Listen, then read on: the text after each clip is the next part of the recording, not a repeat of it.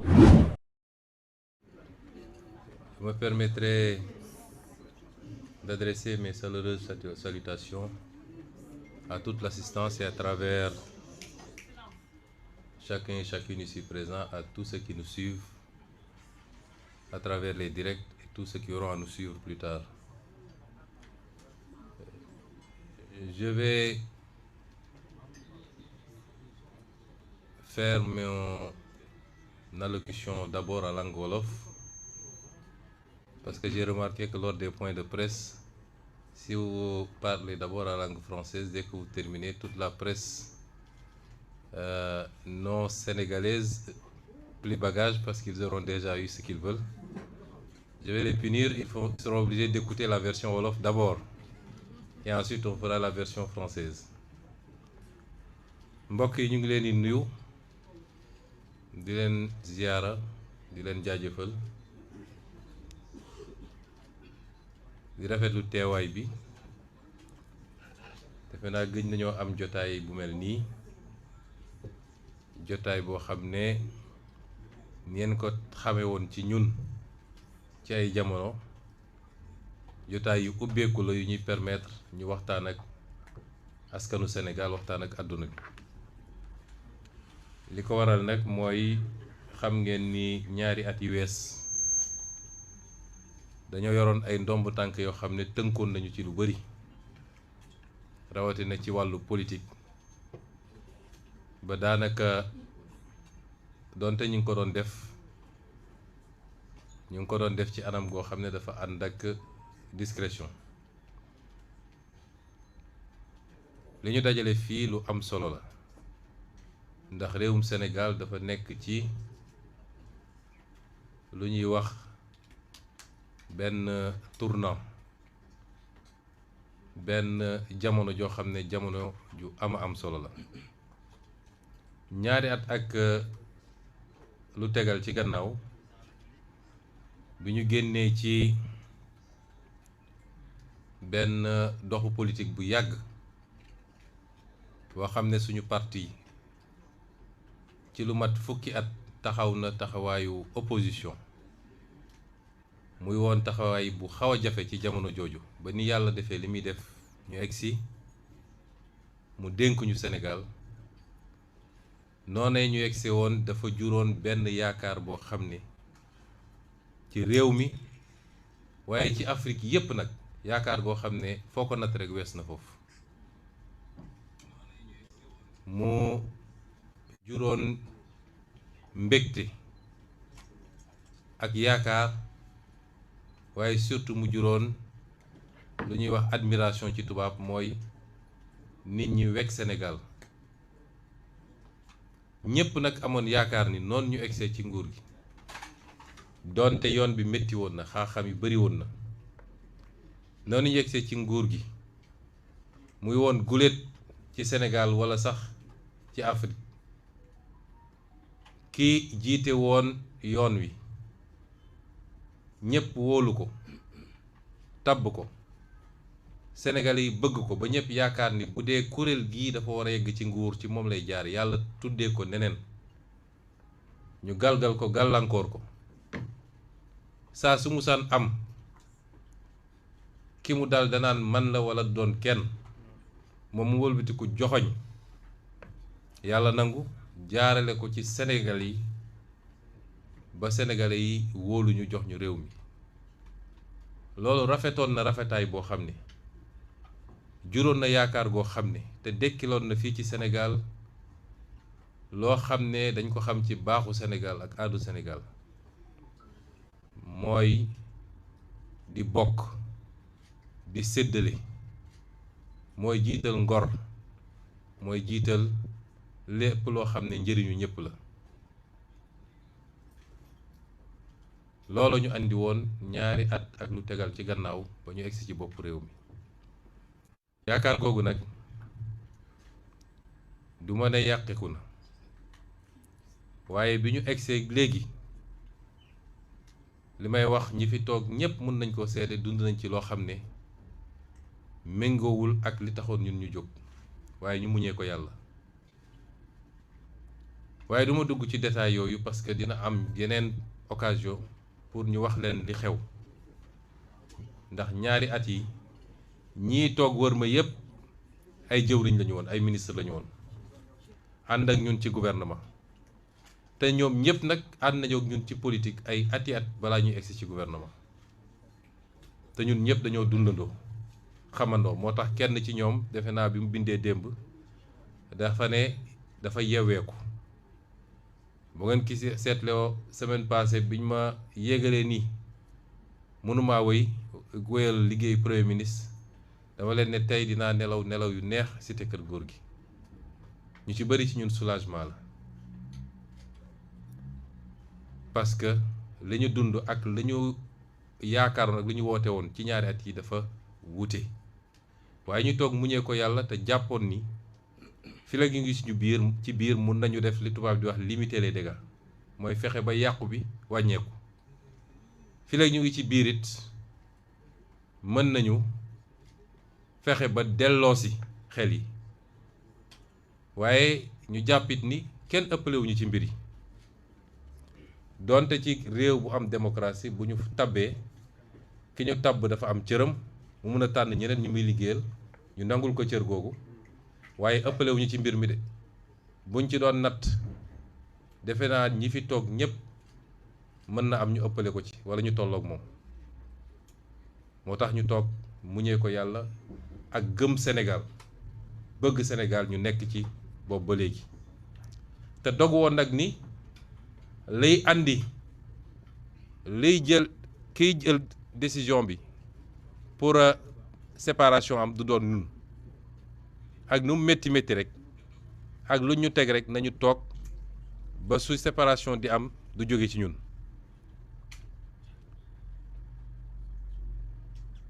parti boobu nag dama ne woon du moo tax ñu woote ndaje bi introduction la woon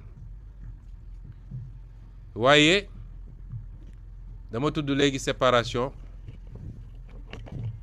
mooy tàqaliko bi foofu laay démarrer sama déclaration bi boo gisee ñu koy def nag mooy yàlla am na lu ñu may ci réew mi am Sénégal di teg muy man bii jiite ak kuréel gi yëpp parti bi di Pastef jaadu na lu mel nii bu amee te di événement majeur ñu leeral li Sénégal yi war a xam yem nag ci li nit ñi war a xam rek bañ a dugg ci yenn détails yi séparation boobu ajjuma bëri mu méngoo nag sama passage Assemblée nationale ci la ma njiitu réew mi yónnee message ne ma su ma amee jot ma jaar seetsi ko à 15h45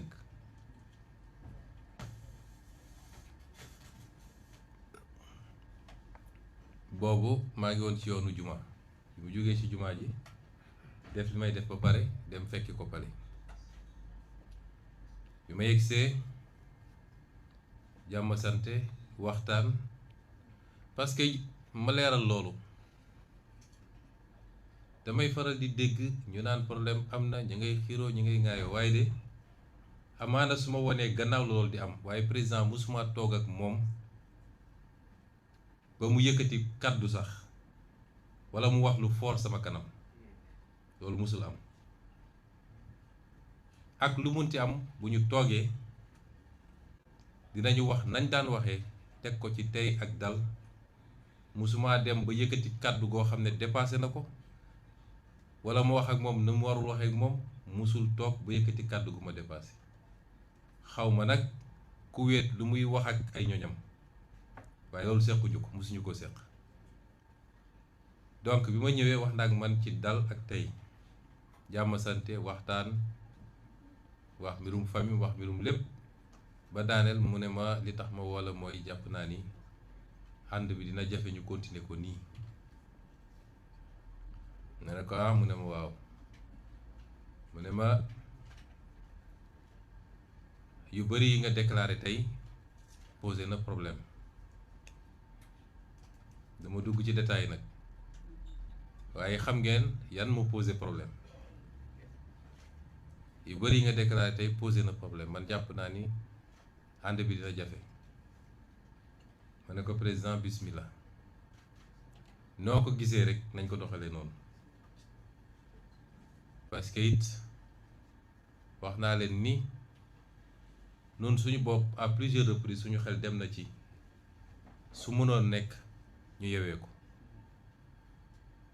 kon loolu daanaka gersu gu dajeeg wokkatu la ma ne ko aywa bismillah noo ko bëggee rek mu ne ma léegi dañuy doxal ci anam goo xam ne dañuy wax ni ñun ñaar ñoo waxtaan ba déggoo ci mbir mi ni lii moo gën amaana yow mun nga dellu assemblée man ma xool beneen premier ministre ñu liggéey ma ne ko déet mënul demee noonu ndax waxtaanuñu de suñu waxtaanoon ba tënk boobaa su ma génnee dinaa ne ah waxtaan na ak président déggoo nañ ci lii nañ ko doxalee nii bu loolu amul nag yow génnal nga ne man maa limogé Ousmane Sonko nga assumé ko nit da ngay assumé ndax lu mat ñetti yoon dem naa ko seeti am na ci boo xam ne am na seede bi ñu génnee élection législative ma ne ko bu dee exécutif bi dafa xat loolu pour ñun ñaar parce que it man maay Ousmane Sonko mënuma ci dara loolu moom yàllaa ko def loolu yàllaa ko def ba sante ko ma ne ko bu dee sama wet sama nekk sa wet ci biir exécutif bi dafa diis ci yow bu dee da nga jàpp ni dama lay muur jant bi nañu waxtaan man ma dem assemblée fii am nañu ko mën a seede Aliou Sall mii mun na ko seede keneen ak keneen ma ne ko nañu waxtaan ma dem assemblée ñu def ko ci anam gu rafet nag ñu ne ñun suñu waa parti ñoo waxtaan ba jàpp ni lii moo gën te fa may nekk ci assemblée dinaa la jàppale ci assemblée bi waaye lu dul assemblée yi dossier boo am bu ñu liggéey ba ngoon nga wooba ma fekk la kër ga ñu waxtaan ci ñu liggéey ñett yoon yi ma ko wax yépp dafa lànk bu tëdd suuf ne ma way du ñu ñëw ba fii mu mel nii danga may bàyyi fii yaa ma fi teg et cetera ma ne ko y a pas de problème ñu toogaat toog ma gis nii am na ay signaux yu wane ni problème dina am ma delluwaat wax ko kon man pratiquement ci coobareem laa nekkoon foofu primature te def naa fa li ma fa war a def te dinaa ci dellu si kon su ma ñëwee ba dara am mu woo ma waxtaanuñu ci yan condition la ñu war a séparé wu mu bëgg man ma endossé séparation bi génn déclaré ni waxtaan na ak président ba ñu juboo ma ne ko loolu duma ko def li ma ko tegaloon ci jiitu yi ñu wax yépp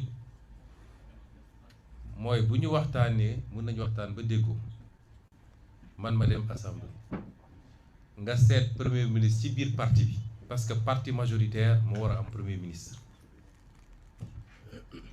ñu xool ni ñuy former gouvernement bi ñu continuer liggéey bi yi jiitu yi ma wax ak moom yépp loolu laa wax ak moom moo tax keroog bi mu ko waxee ma ne ko waxtaanaguñu mu ne ma léegi nu ñuy def ma ne ko ñaar moo mun a am soit ñu waxtaan ba tënk wala nga ba ma dem sama yoon nga assumer limogeage xam nag ndax limogé naa Ousmane Sonko dafa diis ci yow wala mais su dee dafa diis ci yow nañ toog waxtaan mu ne ma léegi danga may maa ngi dem seeti archevêque bi defar gouvernement ndax defar gouvernement man jafewu ma def naa ko ñaari yoon te benn musul yàgg te ministre yu baax laa ko andil naa ci dellu si ma ne kon amul problème ma jóg dellu kër ga toog di déglu ba 20h35 mu yónnee ma message ne ma PM, je ne pourrai pas tenir la réunion et je compte annoncer la mesure que je vous ai notifiée tout à l'heure, mais je serai disponible demain vers 18h. ma ne ko je prends acte. ma teg ci 15 minutes gis Omar Samba Ba di lire ab décret. ma ne alhamdulilah, takk samay bagage ñibbi cité kër góor gi ndax namoon naa cité kër góor gi sax. donc noonu la mbir yi demee. mu toog ñu toog ñaari fan wala xaw ma ñaata fan la ñaar wala ñett mu annoncé premier ministre waxtaanu ci ak man, waxtaanu ci kenn ci parti bi, amul kum ci waxtaanal fi. ñu toogaat tuuti ma woo Daouda Ngom keroog lundi Arafat, defe naa lundi Arafat bi ma woo mardi, ma woo Daouda Ngom ne ko convoquer tous les ministres sortants du parti à 18h ñu waxtaan ci naka la ñuy gérer la suite. ba ci yàgg ma ne xam naa ni gars yu bëri bés bi dañ ko woor, peut-être dañuy ndogu, ma ne ko def ko 20h30. ci diggante bi ministre yu bëri woo ma ne ma ah ñun de dañ ñoo envoyé léegi message, non dañ ñoo woo Al Aminou Lo woo nañu nañu le président va vous recevoir ce soir à 20h. ñu ne ma qu'est-ce qu'il faut faire, may leen bu benn ministre dem wuyu ji. ma leen njëkk ne laaj leen ko lu mu leen di doyee. ñu woo ko laaj ko mu nekk consultation pour un gouvernement, may leen bu benn ministre dem. parce que fii ñu toll nii tembe président dafa nekk ci booram, ñun ñu nekk suñu boor, bokkul ak 2024 bi ñuy def gouvernement. donc su buggee wax ak ñun na jaar ci bunt ba. parti mooy dugg gouvernement, parti mooy génn gouvernement. ku bokk ci parti, nit nag mun nga bañ a bokk ci benn parti di ab technocrate comme ñoom Mabou Ba niñ leen jëlee woon, ñoom Abdourahmane Sarr, ñu woo la nga dem, mais parti mooy dugg ci gouvernement. Abdou Diouf bi mu bëggee Ablaye dugg dafa waxtaan ak Ablaye ba ñu déggoo, mu ne ko demal nga defar sa wàll, kooku dem defar wàllam ñëw ne ko diw mooy fii, diw mooy fii, diw mooy fii. C'est comme ça que ça marche. mais doo toog di woo des militants de parti individuellement te yow parti bi am bureau politique, am COMEX, am conseil national, am président, ñooñu ñëpp nga tëb leen di xëcc. parce que loolu stratégie rek la, c'est une stratégie pour essayer de démanteler Pastef, une stratégie pour wane ni man Pastef ku ma fa soxla am la, su ma la wonee benn sucette rek ne la benn bonbon gi da ngay daw ñëw. une stratégie pour essayer de montrer que Ousmane Sonko ëppale wu ma ci Pastef, te loolu yàgg na ko wax. nekk nañu réunion, Aliou mi fekke na ko, Daouda Ngom, keneen ak keneen, Birame Souleye, mu ne moom moo ëppale ci Pastef. ma ne ko président, mu ne ah, ma ne ko génnal nga taxaw fii léegi nga woote meeting Pastef, Ousmane Sonko ne bokk ci, boo amee 100 personnes ma xam ni Pastef amul.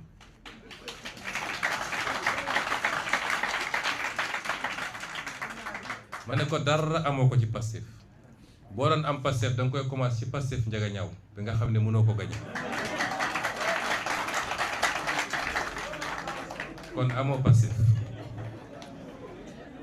donc stratégie la pour essayer de démanteler et d'affaiblir. et tout bi ñu nekkee nguur ba léegi toute la trame de la stratégie mooy tabax coalition fii, jàpp ni amoon na lu mu téye ci biir Pastef, waxtaan ak ñenn ci waa opposition bi pour créer benn affaire.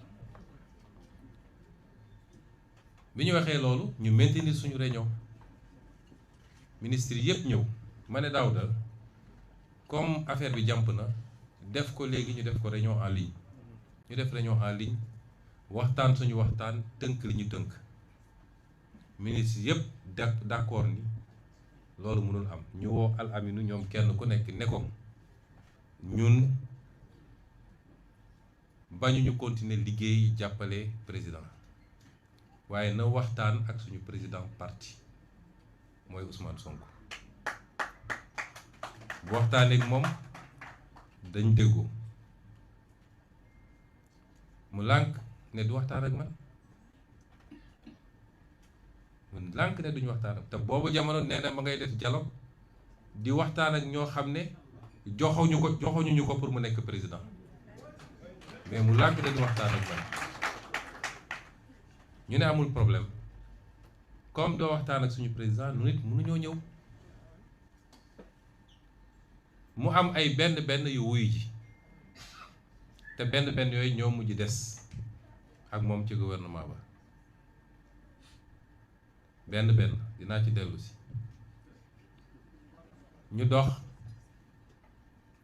benn fan ñaari fan ñetti fan mu continuer di woo yeneen ministres yi parce que bi mu njëkkee woote une dizaine la woo mu continuer di woo yeneen ministres yi ñoom ñëpp am la même position ne ko nun daal parti lañu bokk parti bi arrêté na une ligne waxtaanal ak parti bi parce que normalement sax même parti bi bu d'accordoon dugg ci gouvernement bi parti bi mooy seet ñan lay envoyé ci gouvernement bi normalement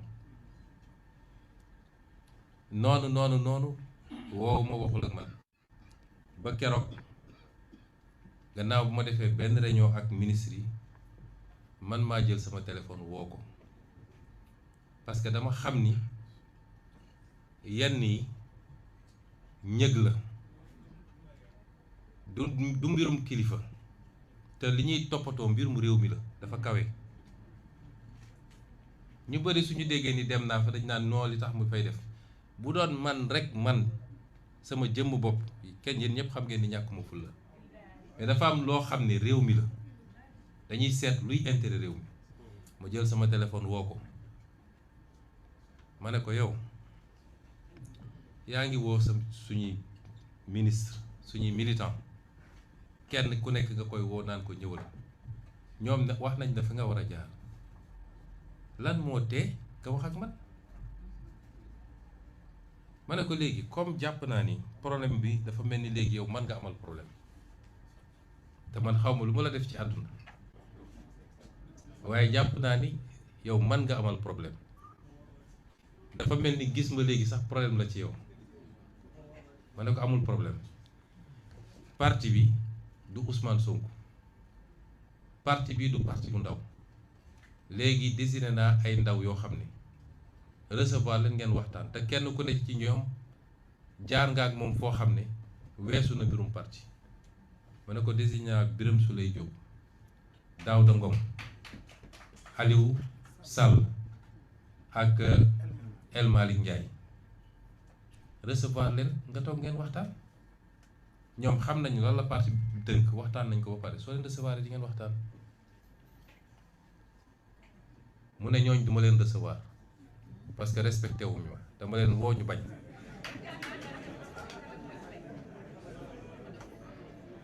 ma naxanteeg moom ba mujj gi mu ne ma man duma leen recevoir waaye Al Aminu na leen recevoir ma woo Birame Souleye ne ko wal Al Aminu ngeen dem toog wax ñoom ñu dem toog wax ak Al Aminu wax ak moom ci poñ yi nga xam ne parti bi loolu mooy préoccupation Al Aminu ne leen yenn yi mu ne leen lii mun na demee nii yeneen yi mu ne leen il faut ma wax ak kilifa gi ca ëllëg sa Al Aminu woo Birame Souleye woo El Malick Ndiaye ne leen président nee na dégg na lépp te dina woo Ousmane wax ak moom dégg na lépp te dina woo Ousmane wax ak moom ma ne baax na ñu toog woowu ma ci diggante bi mu commencé waat woo ministre yi ak secrétaire d'État yi mu jotul woon woo ak yeneen membres du parti yoo xam ne nekkuñu woon ci gouvernement bi ne leen ñëw wuy suma palais daanaka ñooñu ñépp tontu ko benn tontu bi ba mu des kenn ci deuxième vague bi alors ma ne naa toog jàpp sama ñàmbur ñu toog gouvernement bi të formation bi jafe ba barki démb ci guddi vers 23h mu am ñu ma woo ne ma wéy waxtaan nañu ak président dina la woo mais bu la wooyee jël ko rek man kay amu problème bu woowee naa jël man amu problème boobu du man maa am problème ci woote bi mu wootee nuyoo jàmm sante ne ma non dafa bind message ne ma bonsoir président, pouvez-vous passer au palais tout de suite? ma tontu ko ne ko mënuma ñëw tout de suite ndax guddi na waaye su ëllëg mën naa ñëw à 8h incha allah loolu tax démb ma dem fa bi ma xëyee ma dem fa 8h ba midi on était ensemble on a discuté loolu lépp nag bu ma ko defee c'est parce que te bi ñu toogee wax naa ko nee naa ko su doon yow dong ak man dong duma fi ñëw mais li tax ma ñëw mooy li ñu seq muy Sénégal te xam naa ni gouvernement boo def bu Pastef bokkul turu gouvernement lay doon waaye yoroo réew mi pour éviter yooyu yëpp nag moo tax ma ñëw te it ministre yi ñu la yéene te ñu liggéey ak yow lu ci ëpp ci ñoom liggéey ak yow ñaari at xam nga seen xarañteef xam nga seen engagement xam nga seen njub moo tax ma ne naa ñëw ñu waxtaan ñu toog waxtaan kon lii dama fàttali processus bi péripéties yi duggaguma ci fond bi foofu la ñu jaar bu ñu toogee waxtaan nag dama ko fàttali li nga xam ne moom la ñu tegoon ci suñuy loxo ndaw ñu waxtaan ceeg Al Aminu parce que dañoo jàpp ni ñun 2024 bi ñuy jël nguur les planètes étaient alignées mooy président Pastef la woon bu amul sikki sàkk mu tabb premier ministre boo xam ne premier ministre Pastef la bu amul sikki sàkk ñu ànd ci programme boo xam ne moo ñu andi woon fii ci nguur gi ñu former suñu gouvernement waaye ñaari at daw na lu bari feeñ na ba ñun ñu gëm ni moom dafa def virage nekkatul ci programme Pastef en tout cas pas totalement ci programme Pastef dafa def virage ci wàllu politique ndax wan na gannaaw Pastef dem di yóotu leneen ak ñeneen kon bu ñu naree àndaat il faut waxtaan bu yees boo xam ne dañ naan ci yan anam la ñuy ànd yan consensus la ñuy am ban programme minimal la ñuy am lan la kenn ku nekk di bañ ak lan la kenn ku nekk di nangu moo tax bi ñu toogee dama ko ne politique àdduna ba mu dañ science politique dafa am des règles yoo xam ne du lu ñuy laam-laami mooy ku yor majorité mooy former gouvernement loolu mooy règle ci àdduna kon ñun ñoo yor majorité France ñaari yoon ñuy def cohabitation bu njëkk Mitterrand dafa ñëw ñàkk assemblée devant Chirac mu def cohabitation désigné Chirac premier ministre mu former gouvernement ñaareel bi mu am mooy moom Chirac perte élection législative devant Jospin loolu mooy règle universelle bu amul rek mooy kenn amul majorité bu dëgër assemblée boo xam ne moom dong mun na imposer ma ne ko kon yow ñun ñoo waroon tànn premier ministre déjà te yàgg naa la ko proposer bu dee Sonko nga amal problème Sonko mun na écarter wu mais nga bàyyi Pastef tànn premier ministre ñi fi nekk ñëpp mun nañ nekk premier ministre nga xëy tànn premier ministre boo xam ne consulté woo ci sax Pastef te xamul suñu histoire politique moom dégg naa ko démb mu ne day joxe leçon li ma koy conseillé mooy na yem ci chiffres yi ndax boobu ba léegi maa ngi rafetal lépp rafetul nag waaye maa ngi rafetal nuñ bi ñuy sonn di daj lu ne moom feneen la nekkoon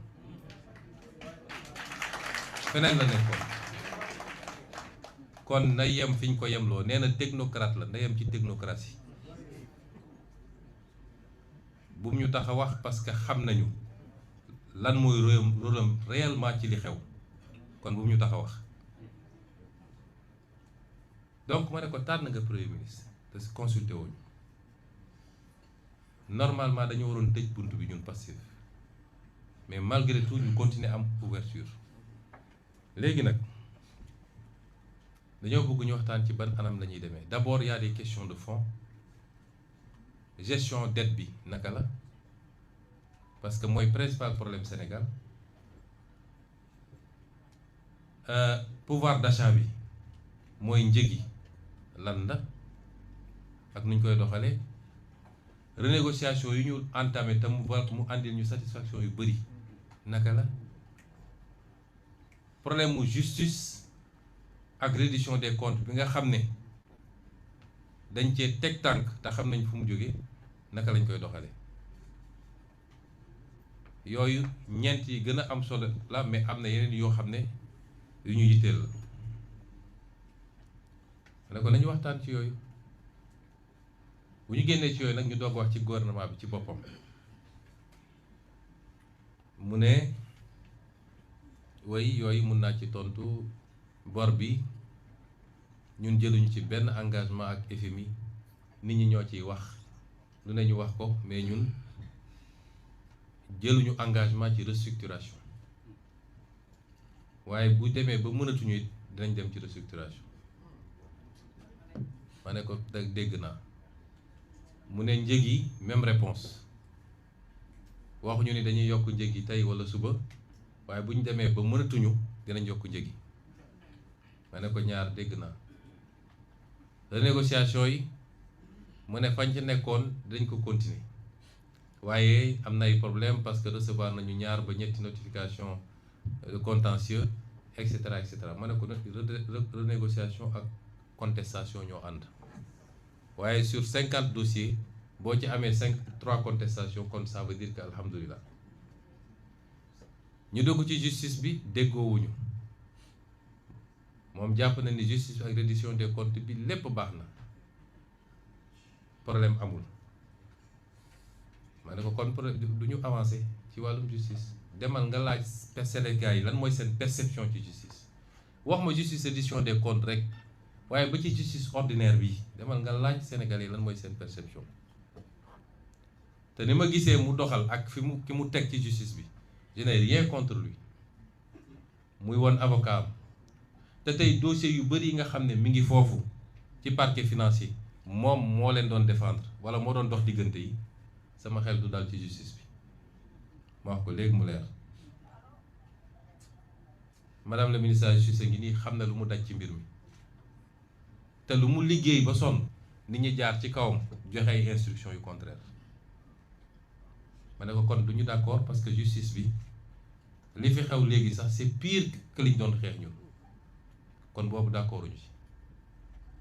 bi ñu weesoo loolu ñu ne dañu waxtaan ci gouvernement bi naka lañ koy tëralee. ma ne ko li ma lay njëkk a laaj mooy gouvernement bi ñaata portefeuille ministériel la. est-ce que dañ koy bàyyi ni mu meloon nii 25 ministères 6 secrétaires d'État. mu ne ma déet dina am ay raménagement parce que man gis naa ni secrétaire d'État yi dañ doon am problème. ñoom ak ministres yi dañ doon mbëkkante, damay supprimer secrétaire d'État yi, mais dañuy dem 30 ministères. à ma grande surprise génne le secrétaire d'État andi ministre auprès d'eux, ce qui est illégal parce que suñu constitution dafa ne le gouvernement est composé de ministres et de secrétaires d'État. Il n'y a pas de ministre auprès d'eux. yow nga dem supprimer secrétaire d'État yi dem andi des ministres auprès d'eux nga xam ne même taxawaay la ñu am que secrétaire d'État ndax dañ leen rattaché ci benn ministère. ne ko léegi naka la ñuy doxale parce que Pastef mooy parti majoritaire te Pastef soo xasee ba dugg da ciy tax rib. ñun nekk naa premier ministre pendant 2 ans et peut-être 2 mois. ñun suñu bilan ci boobu bilan bu baax la donte dono bi métti na héritage bi métti na condition yu ñu jëlee réew mi waaye ci 2 ans yi wàññi naa fi njëg yi ñetti yoon.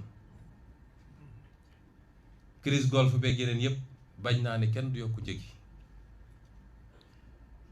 wax nañ Sénégalais yi dëgg ci bor bi te teewul di malgré jafe-jafe yi ba léegi rateeguñu benn échéance suñu bor fayuñu ko te teewul ñu ngi fay salaire ñu ngi doxal administration bi. renégocier nañu lu bëree bëri ci loo xam ne alal réew mu ñu yàqoon la. fexe nañu ba waxtaan ak liggéeykat yi ba am pacte de stabilité daal di apaiser climat social bi ak yeneen réussir nañ fi ay campagne agricole réussite bu mucc ay la cay sooxe kay ci commercialisation bi la te ci ay ministre am la moom ndax gouvernement bi ñu jógee la fa doon sooxe yépp ci ay ministre am la mais jógewul ci ministre Pastef. ma ne ko kon ñun am nañu bilan bu baax bu fi yemoon sax sénégalais xam nañ ni liggéey nañu ba pare nekk ñun ci jubal ak jubbanti loolu kenn duñu ko weddil. kon ñun am nañu bilan bu ñu naree continuer te gis ni bifurcation am na il faut ñu toog waxtaan ci yenn anam la ñuy continuer te bu ñu xasee ba dugg nag ñun ñooy andi la caution morale et la caution politique parce que ñi nga àndal yépp amul ku ci am envergure politique boo xam ne moom mun na doon la caution politique kon ñun ñoo koy andi bu doxee ñu ne wiw Diomaye bu doxul ñu ne Sonko Pastef la loolu mooy réalité bi fii Sénégal. kon liñ naan bu booy dee ci àll na la gaynde rey suñ ci naree taq rip faaw rek ñu xam ci yan anam la ñuy doxee mu am continuité nag ak prolongement ba assemblée nationale ñu wax ko loolu. ma ne ko léegi dama bëgg nga wax ma lan nga ñu proposé mu ne foofu di tourner en rond wax ma ne ko léegi man dinaa la yombalal mbir parce que munoo ma ne Pastef yomboon na nga ne Pastef je vous propose tel ministre tel nombre de ministère bi la mais li ma jàpp mooy ñi nga njëkk a woo di leen doon consulter 7 la ñu woon li ma jàpp mooy 7 nga bëggoon jox Pastef ci la may doog a ne waaw loolu na ma ne ko léegi ñun ñooy yenu mbir mi ñooy doon caution politique bi ñooy couvrir à l'Assemblée nationale te su bu tàngee ba tàng yow doo wax de sa allié du wax de Ousmane Sonko mooy génn ne lii la Sénégalais yi mën koo dégg nga bëgg a def gouvernement 30 ministères ne da ngay jël 7 rek jox ko Pastef ñun dañoo génn ci gouvernement boo xam ne 20 ministères la ñu yoroon sur 31 20 ministères plus la primature parce que loolu mooy jaadu loolu gëw mu ni mën na nekk parce que yow li nga bëgg mooy li ma wax keroog assemblée c'est de faire du Pastef sans Pastef faire valoir lay doon coloration Pastef nga bëgg bu ko defee lu am ñu ne Pastef est solidairement responsable mais bëggoo Pastef dëgg-dëgg ci mbir mi kon ñun loolu duñ ko mën ba ci ministère d'État yi mu ne moom da ko bëgg a jox ay technocrate ñoo xam ne nekkuñu ci politique ministère de souveraineté yi muy justice forces armées affaires étrangères intérieur ak finance mu ne da ko bëgg a jox ñoo xam ne amuñu benn coloration politique bu ko defee dina dalal ñëpp et cetera pourtant ki mu yóbbu forces armées de politique lay def suba ba ngoon jot ci li ma xam donc ma ne ko lii gëw ma ni d'abord sur le fond d'accord ñu ci lu bëri li nga wax ci bor bi leerul li nga wax ci njëg gi reerul te xam naa ni daf ma ko doon naxee pour ñu dugg rek waaye bu ñu duggoon ba toog mun nañu ne restructuration lay def wala la lay def ma ne ko li nga wax ci yii yëpp wóoru leerul justice bi d'accord ñu ci du tout nga boole ci nag nag ñu bëgg a dugalee ci nguur gi arrangé wuñu kon daal jàpp naan duñu mën a déggoo waaye comme dama ko séq ak ay nit dinaa dem ma waxtaan ak ñoom après je te reviens ci laa dellu si ma waxtaan ak ministre yi fi nekk ñoom ñëpp dëppoo ni loolu xel xalaatu ko waaye problème bi gën a am parce que dafa ne ma ne ko looy reprocher ministre yi ñi nga xam ne jàpp nga ni waruñoo continuer mu ne dañoo manqué loyauté ma ne ko lan mooy loyauté bi mu ne way ministre mënul nekk fii di siéger bu génnee ne Sonko 2029 loolu mënul nekk ma ne ko léegi comme si je comprends bien ay ministre Pastef bu ñu duggoon tey muut mbaa mott lay doon c'est-à-dire ministre Pastef bu dugg amatul droit wax ni moom Pastef la bokk amatul droit dem meetingu Pastef amatul droit ne man Sonko laa bëgg Sonko laa faral mu ne ma waaw ma ne ko te ministre yi ànd ak yow am nañ sañ-sañ ne Diomaye 2029 am nañ ne sañ-sañ ni Diomaye laa bëgg ma ne ko sëñ bi yow lan moo la dal ci diggante bi parce que problème am na yii yëpp daal boo ko tënkee bi ma ñëwee rendre compte mboolem seen ñi ma ko seqal jàpp ni xalaatuñu sax naan ñu ngi dugg ci gouvernement ci anam yooyu parce que ñun ñoo yenu toute la comptabilité de la seconde partie de ce bilan te fekk ñun suñu loxo newu ci mooy amuñu benn poids ci décision yi ñuy jël benn poids loolee moo andi décision Pastef gannaaw bi ma waxtaanee ak ñi ma war a waxtaanee yépp ci parti bi démb ma def annonce bi ne Pastef du dugg ci gouvernement bi fekk woo naa ko ba noppi ne ko président gannaaw bi ñu waxtaanee Pastef li ñu jàpp mooy mënuñoo dugg ci gouvernement bi ñu ngi lay bàyyi nga yeggali sa gouvernement xam naa nag gouvernement bi moom li presse bi naan accouchement douloureux weesoon na loolu parce que démb ba 19h ña ngay woo fu ne woo nañu ay ministre woo nañu ay maire woo nañu façon nit bu nekk ci waa parti bi naan leen président moo la soxla dañ laa bëgg a consulter pour def le ministre maa ngi doog a gis Sénégal ñu xëy di wër ay ministre bu guddi mënuñu ko am mu jurit gouvernement boo xam ne gouvernement bu amul benn assise politique la fii historiquement PS jiite na réew mi 40 ans 20 ans yi Senghor def ak 20 ans yi Abdou Diouf def yépp appareil politique bu am doole moo newoon cëslaay bi muy PS Abdoulaye Wade jiite 12 ans appareil politique bi am doole bi moo newoon PDS ay alliés nekk ci président Macky Sall jiite 12 ans appareil politique bi am doole mooy woon appareil alliés yi nekk ci tey am nañu gouvernement boo xam ne amul assise politique munoo ne lii mooy assise politique am amul benn parti boo xam ne tey ci parti yu am doole yi la boo xam ne mi ngi accompagner gouvernement bi la ñu yor tuddee ko coalition ñëpp xam nañ ni dara newu fa ñu moo tax ñu ut lay naan gouvernement de technocrate fii ku fi dul technocrate nun dañu nekk technocrate ba pare choisir de faire la politique ña fa ne ñu wane technocrate ñoo bokk école yu ñu génnee ñàkk pexe moo tax ñu naan gouvernement de technocrate fii li fi nekk yëpp technocrate la ñii ñëpp technocrate lañu kon bu ñu gëlëmal nit ñi naan gouvernement de technocrate dañoo amul base politique moo tax ñu nekk gouvernement de technocrate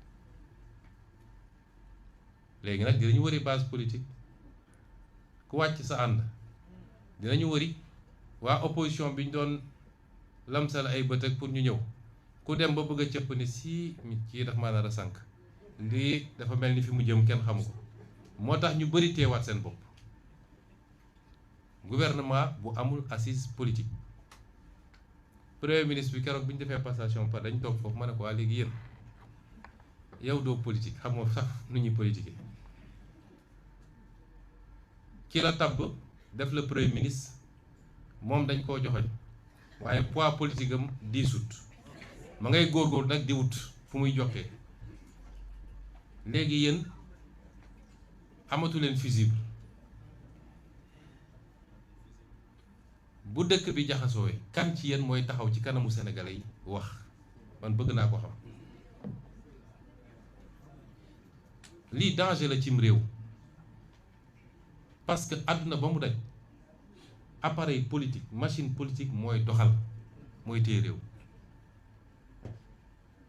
mais moom moo def choix boobu moo def option boobu Pastef def na li mu war a def yépp talal ko loxo def na li mu def yi war a def yépp jaar ak moom fi mu jaar ak moom nangul nañ ko loo xam ne ku ñu xamul sax da nga naan ñii dañoo nakk ful la ñépp mun nañ ko seede fii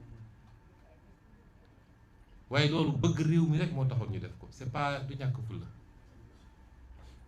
on est obligé de constater qu'il a fait ce choix et c'est son choix mu des nag naka lay gouverner sans assise politique sans majorité parlementaire su ñuy wër dinañ wër ba sonn amoo ñetti maire annoncé woon ngeen 300 waaye keroog meeting Mbour bi gis nañ ni dara new fi. Comment tu peux gouverner un pays dans ces conditions? Gouverner un pays, c'est pas s'enfermer au palais ay nit wër la soi-disant technocrate naan la defal lii bul def lii signal lii c'est pas ça gouverner un pays. Il y a l'aspect sociologique, la base sociologique sur tout le territoire national, commune par commune, village par village, etc. loolu mooy permettre nit am li mu war a soxla pour gouverner. ma bëggoon nag balaa may continuer jaajëfal féliciter encourager remercier ces dignes hommes et ces dignes femmes de pouvoir.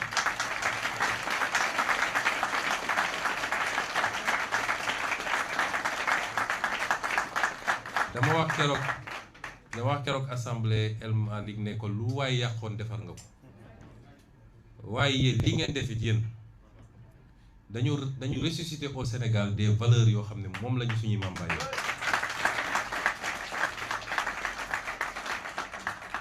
dignité xam sa bopp loyauté am fierté ci li ngay def am gëm-gëm loolu moo andi turu Pastef pas-pas la moo tax ñun ni ñuy politiquer bokkul Pastef pas-pas la pas-pas mooy lu ñuy fas ba mu dëgër li ñu gëm dañ koo fas ba mu dëgër dugal suñuy xol ñi fi nekk ñépp bu ñu amoon lu leen gënal dañuy nekkaat ci gouvernement di liggéey pas pour les avantages mais parce que kenn ku nekk sumboon nga liggéey boo xam ne commencé woon nga yàq leen li waaye bu ñu leen bàyyi woon mu yegg dina baax trop ci Sénégal ñi fi nekk ñépp kenn ku ne su amoon sañ-sañ dëgg ak mën-mën lu bokkul ak situation bi ni mu demee day dem continuer liggéey ñu ci bëri pare woon nañ pour def ko sans salaire parce que suñu leen waxee li ñuy fay ministre fii du ngeen ko gëm mais ils ont fait le choix de rester dignes de rester sur la ligne du parti te nag loolu mooy Pastef parce que xale yi nekk ci mbedd mi di jaay carte di jaay bracelet di massifier waruñ ñoo gën a gore te yoruñu benn responsabilité fay ñu leen salaire yu mel nii mooy permettre ñu dellu si wane ni ñu ñëpp ñoo bokk valeurs yi te valeurs yi bougé wul maître ña dem nag ma leeral ko parce que gis naa ñuy essayer indi confusion naan y a des ministres de Pastef qui ont siégé benn ministre Pastef siégé wul ku fa toog sa bopp nga fa toogal toogaloo fa Pastef de ku fa toog sa bopp nga fa toogal te Pastef dafa am ay procédures dinañ ci jaar ba traité seen cas ñoom ñëpp ba traité seen cas waaye amul kenn koo xam ne Pastef nga fa toogal seeni ministre bopp lañu Pastef à 0 ministre dans ce gouvernement mu wax ko mu leer amuñu ko fa. La suite nag mooy naka la ñu war a doxalee mbir yi Pastef est un parti responsable le premier parti de ce pays Pastef bu bëggee bloquer réew mi mun na bloquer ci anam yu légal laa wax nag bu ko bëggee mun na ko waaye ñun loolu taxu ñoo jóg. Sénégalais yi soxlawuñu loolu. réew mi métti na parce que ndono bi déjà moo diis ñun waroon nañu tal leneen lu dul tout le temps matin midi soir ay combine politique. Président dama ko ne keroog bi ñu la falee nga commencé say combine politique parce que dugal nañ sa bopp deuxième mandat te yow li la joxoon premier mandat mun na la jox deuxième mandat te wax naa la ko ci kanamu seede. li la jox premier mandat boo maandu woon tuuti te tey moo lay jox deuxième mandat wax naa ko ci kanamu seede ñii ñëpp toog. lu fi jar paraxe jublu nañu jublu ci liggéey bi bu ñu dugal Sénégalais yi encore ci coowul politique matin midi soir des histoires de coalition yëpp teg ko fële.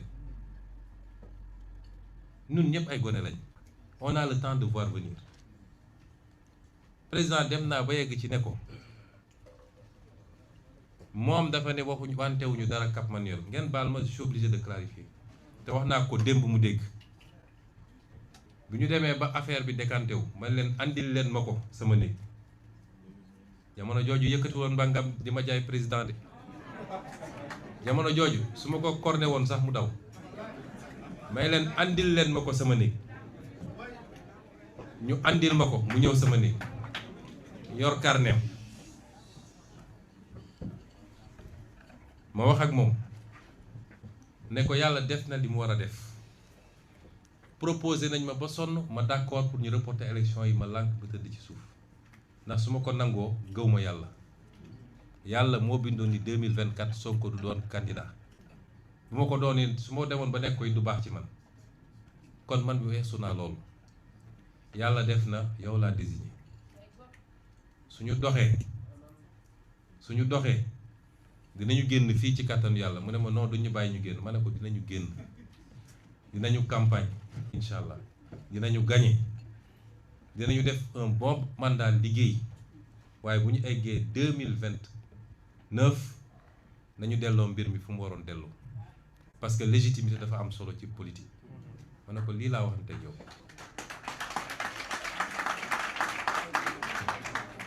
billaahi wallaahi wa tallaahi li may wax bu amul yàlla bu ma xeeñ ko àjjana.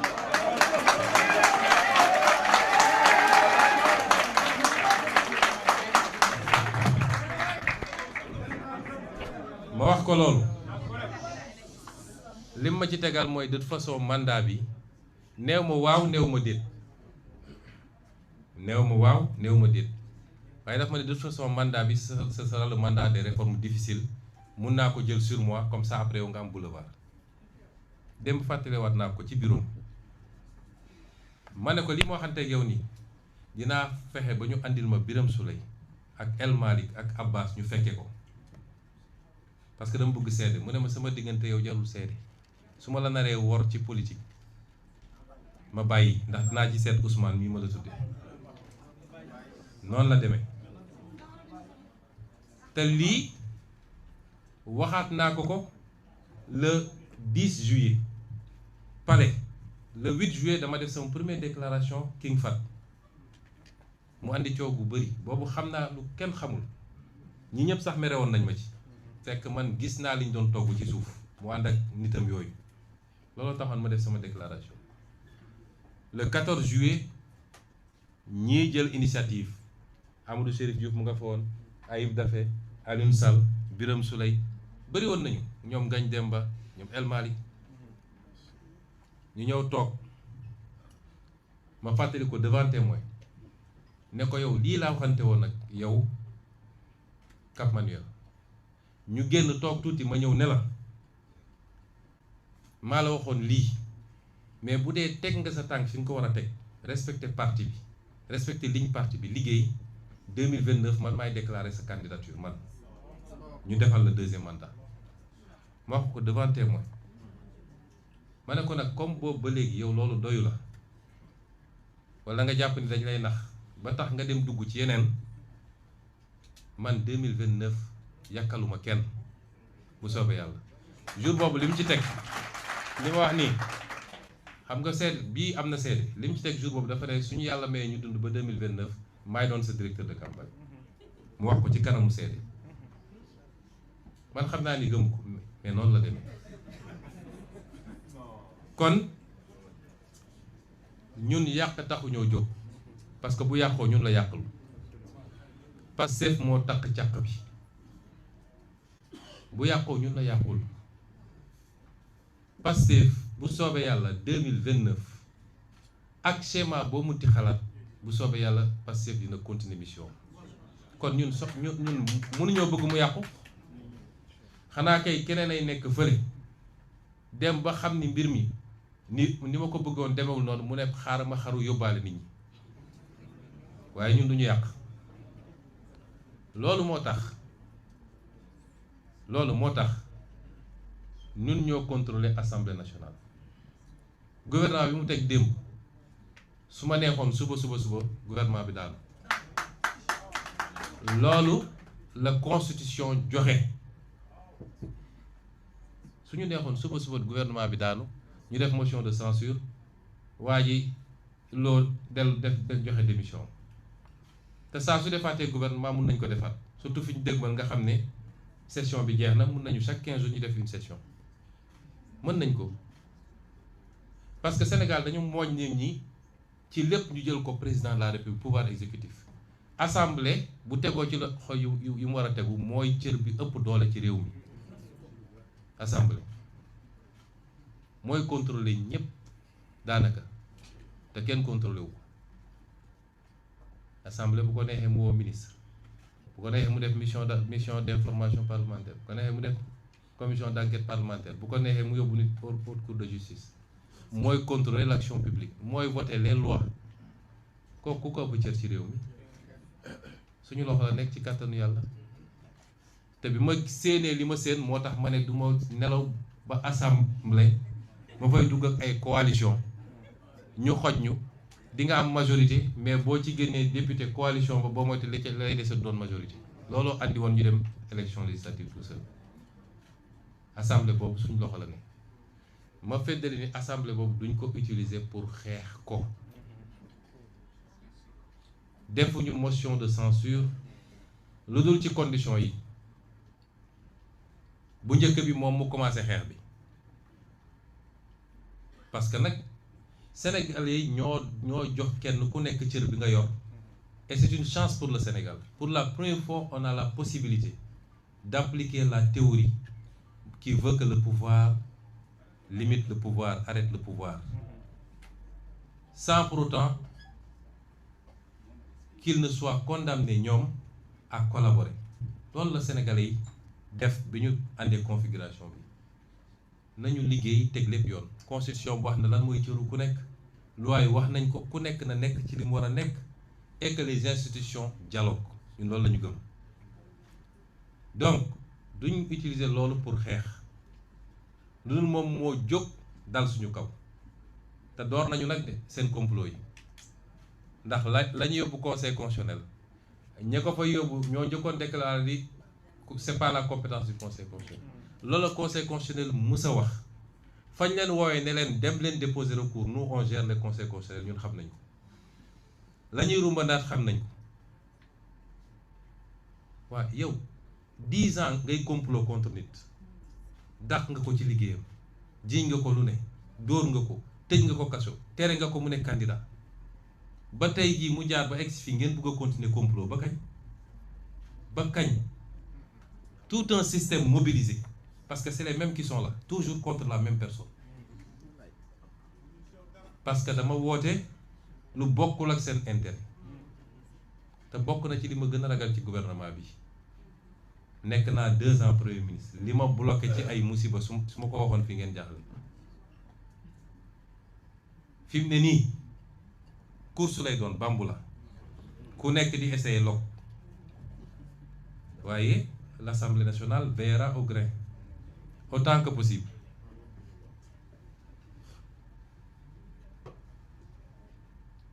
nee naa bu njëkk bi mooy ñu commencer te dinaa ci profité nag lancer un appel aux patriotes wax naa leen ni Pastef moo takk càq bi dama bëgg ngeen ànd ak tey ak dal parce que léeg-léeg patriotes yi li ñuy yàq yenn patriotes yi li ñuy yàq moo ëpp li ñuy defar chaque jour ku xëy di jaay ni maa gën a mer maa gën a gëm affaire bi dem bind loo xam ne bindloowuñu la ko dem wax loo xam ne waxloowuñu la ko loolu avancé woo parti bi da nga koy delloo gannaaw.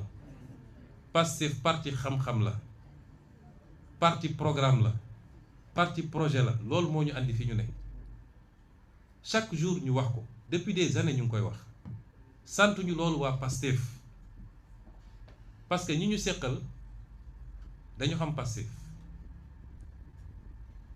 dañ naan ay xale fa ne bëri xadal chaque jour ñu def benn provocation pour xale yi am nu ñu réagir ils vont continuer la provocation lii ñuy convoqué ñoom Cheikh Bara ak ñoom Guèye provocation la parce que xam nañ ni un député en session jàppoo ko flagrant délit nga koy convoqué procureur bi ko def moom xam nañ li mu def waru ko def xam na ko parce que poursuivre na fi ay nit dafa saisir Assemblée nationale pour ñu lever leur immunité parlementaire le même procureur mais quand c'est Pastef tout est permis yooyu yëpp provocation la waaye ne cédez pas à la provocation ànd leen seen tey ak dal mandat bi jeex na ba noppi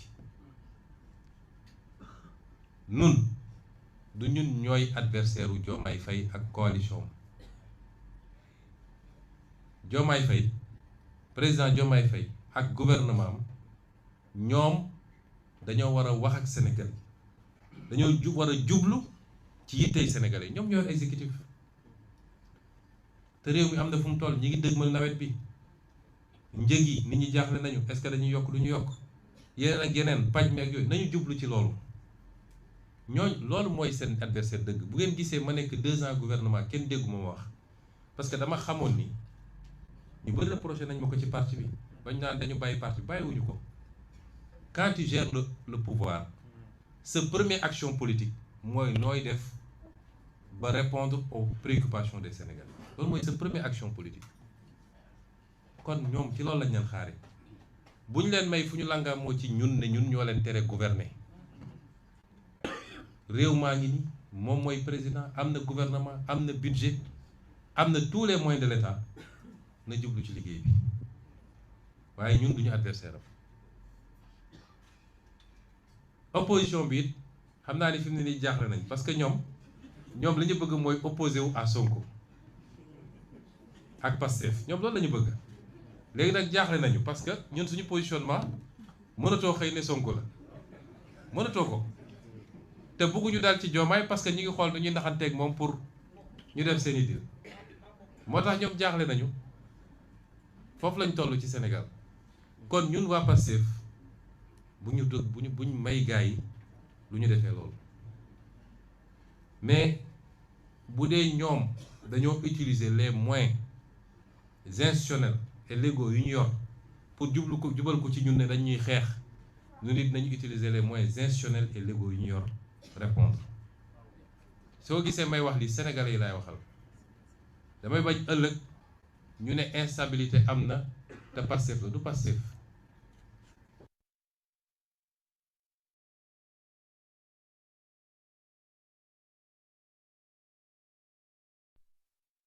gouvernement am na yeneen pexe bu jëlee ay moyens dal ko ci ñun dañu utiliser suñu moyens ñu nit ci cadre boobu mais su loolu amul nañu responsable ñun ñëpp te ñu xalaat Sénégalais yi ñu jublu ci liggéey bi loolu rek la ñuy suggérer j'ose pas dire conseiller président Diomaye ak ñi mu àndal kon bu ñu tombé ils vont faire de la provocation commencé nañu déjà yaakaarul si dul loolu mooy fexe parce que li ñu bëgg a andi mooy image Pastef parti fitna loolu la ñu bëgg a andi man maa ko jàngal politique xam naa ni muy xalaate bu leen tombé ci piège yooyu nañu continuer doxal terrain bi liggéey bi suba ngoon guddeeg bëccëg boole kook suñu bilan ak yaakaar gi sénégalais am yaakaar ci ñun ba léegi parce que def nañu une bonne partie li ñu war a permettre ñu yor les leviers de la révolution il faut ñu yeggale ko juste kon loolu xel lay àndal bu ñu duggee ci yenn yi même les bailleurs ne viendront pas les investisseurs ne viendront pas chaque jour ngeen gis Bloomberg note yi mu def ci Sénégal wala telle agence bu ñu duggoon tey ci cycle ñu naan dissolution am na tey amaat na ëllëg au moins sur 6 7 8 mois yi ñu jëm dara du ñëw Sénégal loolu nag amul lu ko jar surtout si dee ñun dañoo gëm ni ay patriotes lañu. C'est l'ultime solution mais il faut que ñi ñu jàkkaarloo aussi ñu raisonnable ñu xam ni yàlla moo tudd nii kenn ku ne mu am lu mu la jox nga téye ko kon nañu rafetal jëm kanam. Lancer aussi le mot d'ordre mooy sama dernier kàddu aux patriotes ñeenti fan moo des defe naa pour congrès bi moom waru doon congrès bu ndaw de congrès bi moom buñ ko defee rek dañ xam ni Pastef du moroom gaa yi Pastef du dem ci bërëb ñu naan yaraax na Pastef du dem ci bërëb ñu naan nañu compter li fa ne Pastef bu organiser rek ñu xam ni Pastef organiser na kon focus sur le congrès, focus sur les bracelets, préparer leen mbir mi ba mu mat sëkk parce que nous sommes en marche pour récupérer ce qui nous revient. Ça commencera par les locales de 2027 ñu yeggali ko par la présidentielle de 2029 Inch'Allah. di leen digal tamit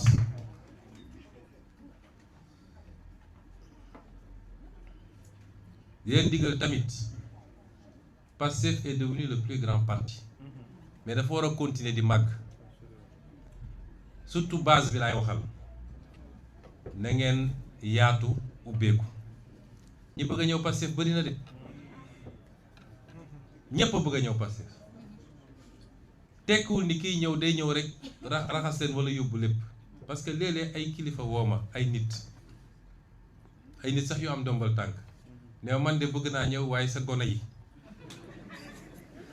vraiment ñun amuñu fayu gone yi bi muy métti na fi nekkoon waaye mbir moo gis day continuer évoluer diine yu gëm sax am na ñoo xam ne lu ne daj nañ ko ci xeex nañu gaañu nañu et cetera mais bu ñu demee ba gagné diine bi dafa continuer yaatu ay nit di tuub di ñëw ay nit di teew di ñëw est-ce que dañu leen naan déedéet doo ñëw parce que yow nekkoo fi woon yaatal leen rang yi 18 millions de sénégalais bi ñu buggee ñëw jël leen wax naa leen toujours yan condition la ñuy jëlee Pastef reste ce parti attrayant ouvert sénégalais buy politique fi mu toll nii bu amoon sañ Pastef lay nekk sénégalais buy politique bu amoon sañ Pastef lay nekk ubbeeku nañu yéen njaboot gi ubbeeku la nit ñi ñëw ngeen ànd ceeg yaatu yéen ñii di ñëw it ñëw leen avec humilité xam ne da ngeen fi fekk ñoo xam ne daj nañu lu mburu dul daj ci taal ngeen jox leen cër ñu ànd liggéey parce que ce pays a besoin de toutes ses forces pour une révolution pas une alternance mais pour une alternative daaneel ci DG yi ñu ma koy fàttali parce que Pastef tey ci état bi du ministre yi kese peut-être yoroon nañu lu mat 80 à 85% des ministres waaye yoroon nañu tamit lu toll noonu ci DG yi man li may wax directeur généraux yi directeur général ak ministre bokkul ministre est une fonction éminemment politique directeur général est un poste technique ndax nun nekkoon nañu opposition am ay directeurs généraux ak ay directeurs yoo xam ne ñu ngi woon ci ñun directeur général c'est un poste technique li ma leen di wax mooy parti bi tënkul kenn ci sens bi wala sens bële directeur général boo xam ne jàpp na ni mënatul dem ngoram mayu ko wala amatul envie kenn mënu koo tere mu ne maa ngi dem bàyyi na waaye liñ koy sant ci cadre boobu mooy na ko def conformément ak lii intérêt réew mi na ko yëgal ki mu ko war a yëgal ba pare na toog téye poste bi di liggéey ba keroog ñu tànnal ko ku ko wutu parce que réew mi warul taxaw ala kulli xaal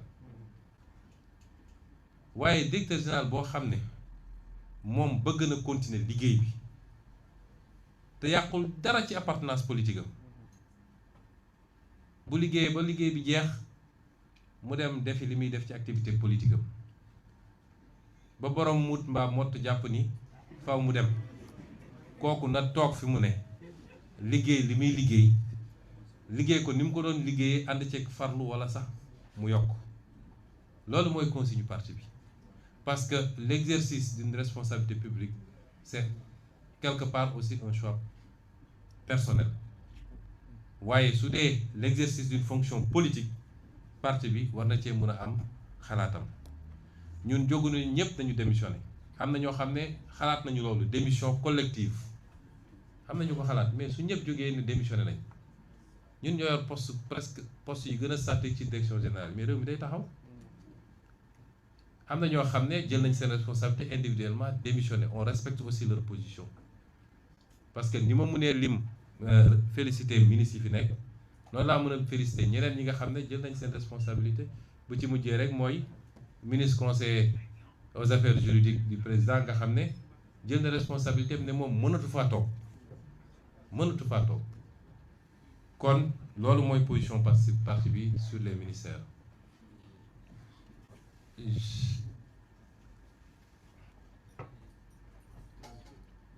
Je vais résumer pour la version française, elle sera moins longue, rassurez-vous. Nous avons tenu cette déclaration pour édifier les Sénégalais sur un certain nombre de choses par rapport à ce qui se passe actuellement. Comme vous l'avez suivi, il y a eu une évolution politique notable ces derniers jours. Le vendredi, coïncident à quelle date? Le vendredi 22 mai 2026, le président de la République, son Excellence Bassirou Diomaye Diakhar Faye, m'a convié en tant que Premier ministre à une audience au Palais de la République. Je m'y suis rendu aux environs de 16 heures. Nous avons échangé et il a exprimé son souhait de mettre un terme à notre collaboration puisqu'il considérait qu'un certain nombre des positions que j'avais prises ces derniers temps l'incommodaient, posaient problème. J'ai pris acte et je lui avais donné juste une suggestion. Parce qu'à plusieurs reprises, j'étais allé le voir pour lui proposer cette solution. Que si le marigot était trop étroit pour nous deux, on avait une solution, une alternative. Moi, j'aurais pu me décaler et repartir à l'Assemblée nationale parce que j'avais mon mandat de député intact. Même si au moment où je parle, les gens magouillent pour pouvoir obtenir du Conseil constitutionnel une décision qui serait la plus unique que cette institution aurait rendue pour essayer de revenir sur ce mandat, ce qui est inacceptable. Parce que de 2016 à maintenant, les mêmes institutions, les mêmes organes, les mêmes leviers ont été utilisés pour comploter contre ma personne, pratiquement depuis que je suis en politique. Les mêmes leviers ont été utilisés pour me radier de la fonction publique, pour me fomenter des dossiers judiciaires, pour me persécuter, m'emprisonner, m'empêcher d'être candidat. Et de toute évidence, et vu la configuration, c'est les mêmes pratiques qu'ils comptent continuer. Donc, à plusieurs reprises, j'étais allé le voir pour lui proposer cette solution, qui consistait de manière concertée à ce que je puisse me décaler moi vers l'Assemblée nationale, qu'ensemble nous discutions pour choisir un Premier ministre issu du parti, parce que c'est le parti qui est majoritaire, que nous discutions à la formation d'un gouvernement et que nous puissions ensemble continuer à cheminer. Ce qui n'aurait pas empêché moi, à partir de l'Assemblée nationale, à continuer de l'aider dans ses tâches. Je lui ai proposé ça à 3 reprises. Notamment au sortir des élections législatives où j'avais conduit la liste de Pastef qui était arrivée majoritaire avec plus de 80% des députés élus. Mais à chaque fois, il avait rejeté la solution en me disant que ta place est à côté de moi, dans l'exécutif, parce qu'il y a beaucoup à faire. On aurait pu le faire de cette manière, amiable, mais il a choisi une autre voie. Il me l'a notifié, j'ai pris acte. Mais je lui ai suggéré, la seule chose que je lui ai demandé, je dis, Monsieur le Président de la République, ce pays ne peut pas se passer d'un gouvernement sérieux. J'ai été Premier ministre pendant 2 ans, je sais ce qu'il en est. La suggestion que je vous fais, c'est de ne pas annoncer la mesure tout de suite. Qu'on se donne 24 heures à 48 heures au maximum, le week-end, pour discuter ensemble des modalités pratiques de matérialisation de cette décision. Autrement, vous serez obligé, il avait voulu que moi j'endosse partiellement, parce qu'il avait voulu que je dise que nous avons, c'est d'un commun accord que nous avons décidé de nous séparer. J'ai dit non, si on discute et qu'on trouve des convergences, des accords, je peux le faire. À défaut, il faut que vous preniez la responsabilité de dire que vous m'avez limogé. Alors il m'a dit, je dois aller rendre visite à l'archevêque de Dakar.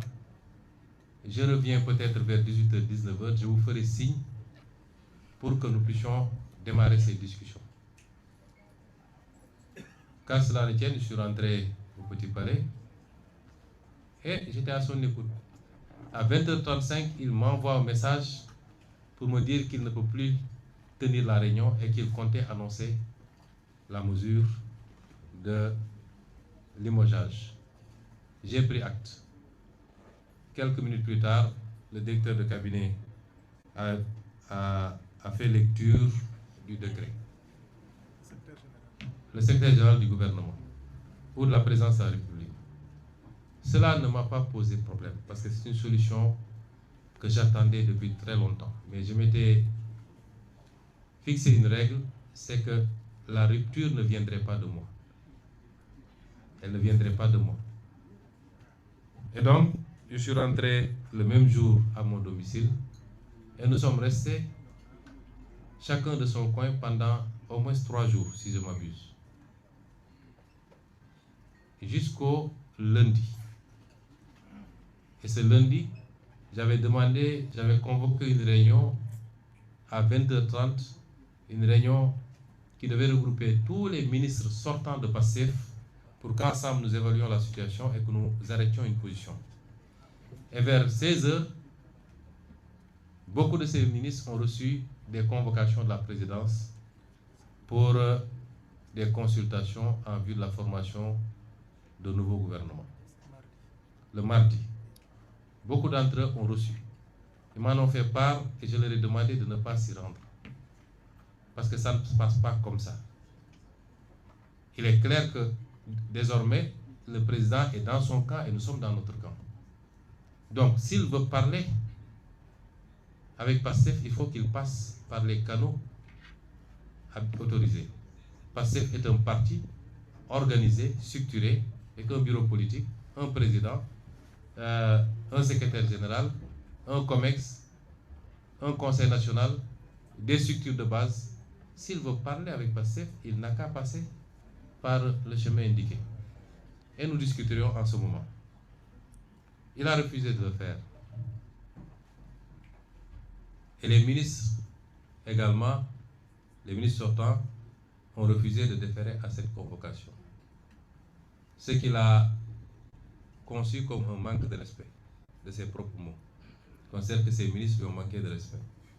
Parce qu'ils ont choisi la ligne d'un parti à la convocation du président de la République, d'après ce qu'il a dit. Et nous sommes restés dans cette situation pendant 2 autres jours. Et c'est moi qui ai pris l'initiative de l'appeler. Je l'ai appelé et je lui ai dit, vous connaissez bien le parti PASTEF, vous savez comment ça fonctionne, vous y étiez. Le parti PASTEF est très organisé. Quand le président Macky Sall a souhaité me rencontrer en tant que président de PASTEF, lors de l'épisode de la Covid, je lui ai dit, vous étiez là. On a convoqué le bureau politique pour apprécier. Et l'avis majoritaire était qu'il fallait aller répondre. On ne s'en est pas arrêté là. On a fait une conférence avec l'ensemble des 46 départements qui ont donné leur opinion. Ensuite, avec la diaspora. Chacun a donné son opinion et l'avis majoritaire, c'était qu'il fallait répondre à cette convocation. C'est ça qui m'a amené, pour la première fois au palais à une rencontre avec le président Macky Sall. Et c'est comme ça que ça se passe. Quand le président Diouf a voulu avoir le président Wade dans son cabinet, dans son gouvernement, il l'a appelé, ils en ont échangé, ils sont accordés sur l'essentiel. Et ce président Wade, on lui a notifié les portefeuilles ministériels et il a choisi ses collaborateurs. C'est comme ça que ça se passe. Donc vous ne pouvez pas venir contourner le président du parti, les instances du parti, et appeler les gens individuellement. Or, nous ne vous avons pas fermé la porte. Si vous m'appelez, malgré tout ce qui s'est passé entre nous, toute la discourtoisie qu'il y a eu dans nos relations, et malgré tout ce qu'on a fait pour vous, mais malgré tout, si vous m'appelez, je viendrai répondre. Et on discutera. Il a refusé en disant qu'il ne recevrait pas. Je lui ai dit maintenant, j'ai l'impression que le problème est devenu un problème personnel. Je ne sais pas qu'est-ce que je vous ai fait. Je ne sais pas pourquoi il y a une fixation sur ma personne. Je ne sais même pas si c'est une fascination. Je ne sais pas quel est le problème. Mais je m'écarte et je désigne 4 membres du parti qui sont tous des caciques de ce parti et qui ont tous une relation particulière avec toi. En l'occurrence, M. Alioune Sall, ici présent, M. Birame Souleye Diop, ici présent, M. Daouda Ngom et M. El Malick Ndiaye. Il m'a dit, je ne vais pas les recevoir parce qu'ils m'ont manqué de respect, car cela ne tient. J'ai essayé de le convaincre. Finalement, il a dit, le Premier ministre va les recevoir. Ils sont allés voir le Premier ministre et ils ont discuté sur les questions que le parti avait soulevées, notamment la gestion de la dette, le pouvoir d'achat des Sénégalais, son maintien, à défaut de baisser au moins son maintien au niveau actuel. Ça a été un combat pendant des mois et des mois à la primature. Ensuite, la question des renégociations des contrats stratégiques du pays, sur laquelle nous avons eu des résultats appréciables. Et enfin, la question de la justice et de la reddition des comptes, qu'on avait promis aux Sénégalais, mais qui est totalement sabotée depuis qu'on est là. Et sabotée de l'intérieur.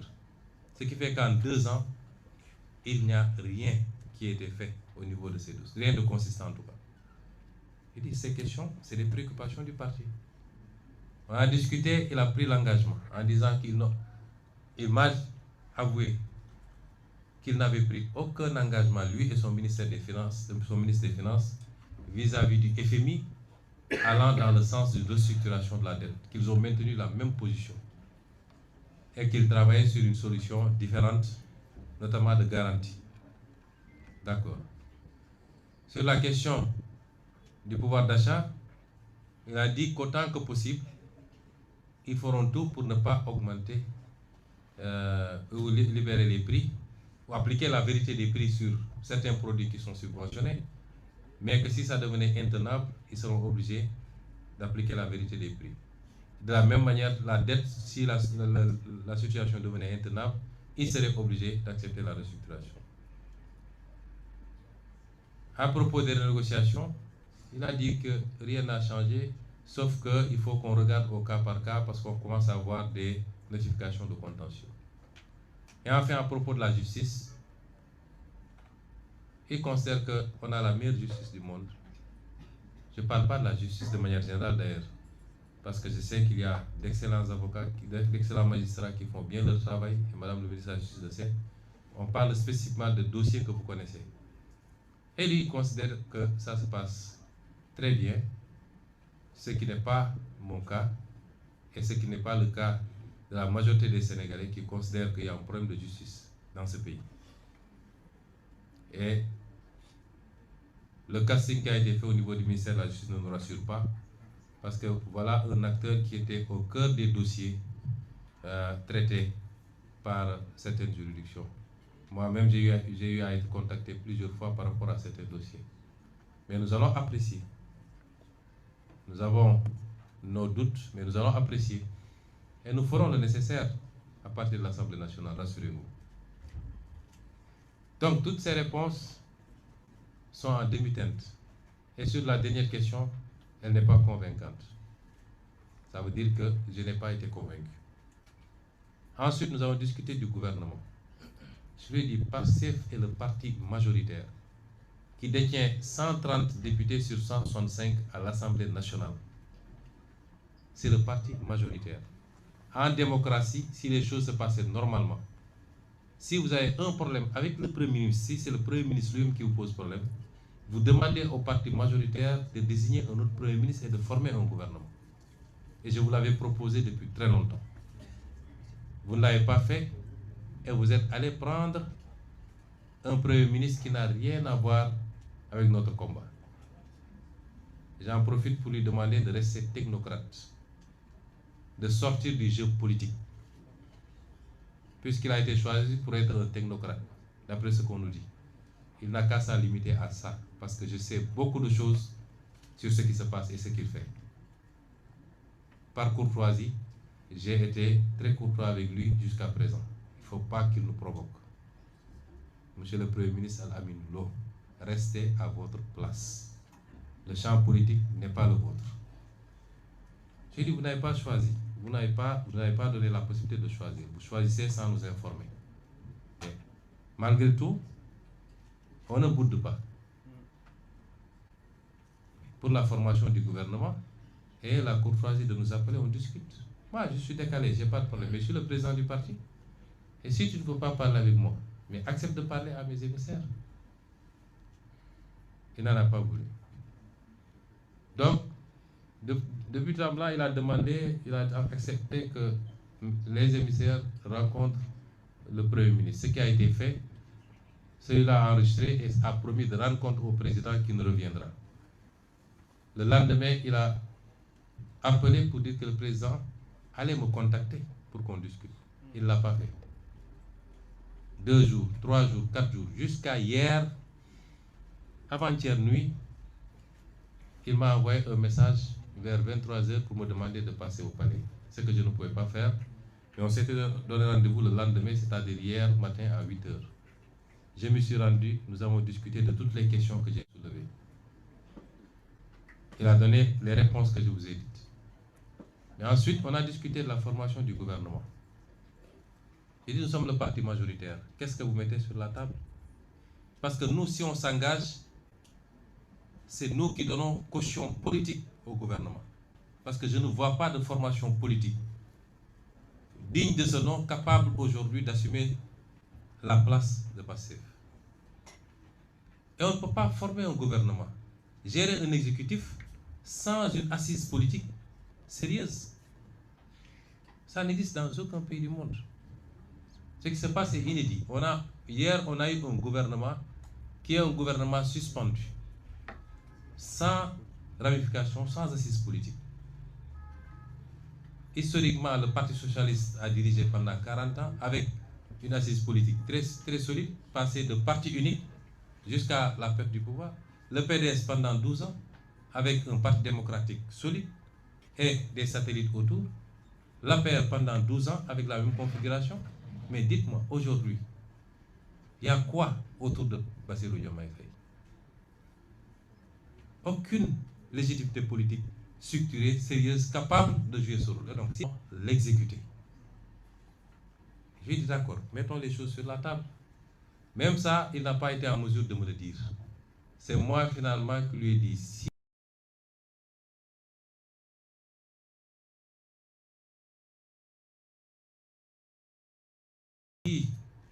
j'en déduis, si j'analyse un peu les convocations que vous aviez faites, si je retiens, j'analyse les convocations que vous avez faites le premier jour, vous avez convoqué 7 ministres de PASTEF. J'en déduis que c'est ces 7-là que vous vouliez nommer en réalité. C'est là où il a finalement avoué qu'il voulait proposer 7 portefeuilles sur un gouvernement de 30 ministres avec 0 portefeuille de souveraineté à Pastef. Et parmi ces 7-là, il y en avait 3 que nous ne considérions plus être des représentants de Pastef. Parce qu'ils ont outrepassé les consignes du parti pour aller répondre individuellement. Notamment le ministre Bala Moussa Fofana, le ministre Si, comment ça s'appelle? Ibrahim Si. C'est bizarre, j'ai jamais pu retenir son nom, son prénom d'ailleurs. Ibrahim Si, le ministre Yankouba Diémé. Je lui ai dit, si on devait s'accorder, même ces 3-là ne sont pas des ministres de Pastef. Et si je les enlève des 7, ça veut dire que vous nous proposez 4 postes ministériels sur 30 et aucun portefeuille d'État pour un parti majoritaire. Comment vous pouvez envisager ça? Bon, de fil en aiguille, il m'a dit, bon, je peux aller jusqu'à 8. J'ai dit, monsieur le président, nous ne demandons pas des postes ministériels. Si Pastef doit siéger au gouvernement et assumer tout le bilan, parce que quand ça va marcher, on va dire c'est Diomaye, mais quand ça ne marche pas, on va dire que c'est Pastef. C'est comme ça que ça marche dans ce pays. Nous, on n'a rien à gagner à entrer dans ce gouvernement. Nous avons fait 2 ans à la primature avec un gouvernement majoritairement Pastef. Notre bilan est largement positif. Nous avons bloqué les prix, nous les avons baissés, nous avons renégocié les contrats, nous avons révélé la dette cachée, nous avons respecté toutes les échéances de la dette, nous avons tenu tous les engagements de l'État, nous avons réussi les grands programmes sur les campagnes agricoles. Notre bilan est positif. Nonobstant l'héritage très difficile avec cette dette cachée. Nous ne gagnons rien aujourd'hui à entrer dans le gouvernement. Si on y entre, c'est patriotisme. Nous avons beaucoup à perdre en entrant dans ce gouvernement, avec un président dont nous ne savons plus l'orientation. À partir de ce moment, Pastef n'entrera pas dans un gouvernement où il ne peut pas avoir au moins la moitié des portefeuilles ministériels, avec des portefeuilles de souveraineté, avec une continuité à l'Assemblée nationale, et nous allons vous accompagner. Il est resté figé dans ses positions. Je lui ai dit d'accord, je vais rendre compte. J'ai rendu compte à l'ensemble des ministres qui ont rejeté et l'ensemble des autres membres du parti qui ont rejeté totalement, massivement et sans exception. Et c'est pourquoi ensuite je l'ai appelé pour lui notifier la décision du parti de ne pas rejoindre un gouvernement dans ces conditions. Je sais que l'accouchement a été très difficile. La formation du gouvernement a été très délicate. Jusqu'à la dernière minute, on appelait à gauche, à droite, sans avoir eu le temps de contrôler même les profils, pour proposer des portefeuilles ministériels à gauche, à droite. Un pays, c'est sérieux. Un gouvernement, c'est sérieux. J'ai l'impression que le président Bassirou Diomaye Faye ne sait pas ce que c'est un gouvernement. On ne forme pas un gouvernement dans ces conditions. Hier, jusqu'à 19 h, des militants de Pastef, ici et de la diaspora, m'ont contacté pour me dire, le président vient de m'appeler, il me dit qu'il va me mettre dans son gouvernement. On ne forme pas un gouvernement à la légère.